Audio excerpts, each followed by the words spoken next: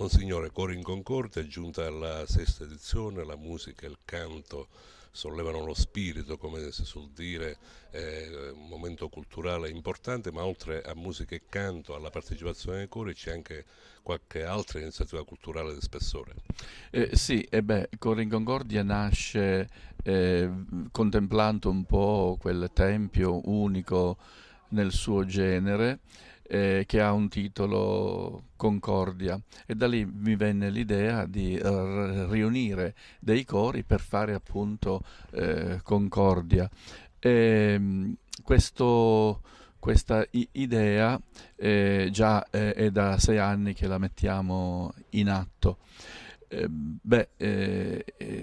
Si svolge in un'articolazione un po' particolare, non è soltanto spettacolo, ma è proprio evangelizzare quasi la cultura, le diverse culture, prendendo come tema il discorso culturale lì dove nascono gli eventi. L'articolazione di questo coro in concordia ha diverse sfaccettature. Intanto dovrebbe il momento culminante d'inizio, il rito d'inizio che facciamo dinanzi alla Concordia al momento del tramonto del sole, quando cantiamo l'inno alla luce, quel testo straordinario che Newman, il beato Newman, scrisse quando partiva dalla Sicilia e andava nella sua patria.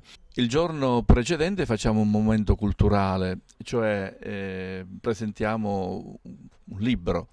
Quest'anno presenteremo il Diario di preghiere, sono poesie del professore Carmelo Mezzasalma, che è il fondatore della comunità di San Leolino.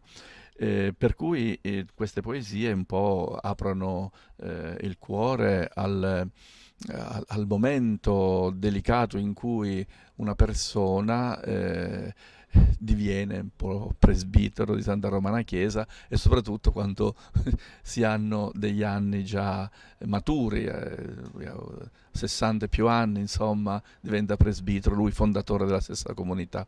E poi c'è il rito d'inizio, quindi la sera ci sarà il concerto nella chiesa di San Nicola, nella Valle dei Templi, il concerto del coro ospite di Città di Piazzola sul Brenta.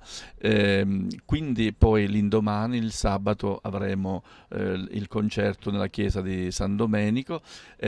Poi, come facciamo ogni anno, ogni coro fa la sua esibizione di partiture particolari in cui si eseguono e si manifestano sempre. Poi alla fine canteremo tutti insieme il mio Magnificat, quel Magnificat che ho scritto per un evento particolarissimo, cioè il 25esimo di pontificato del Beato Giovanni Paolo II.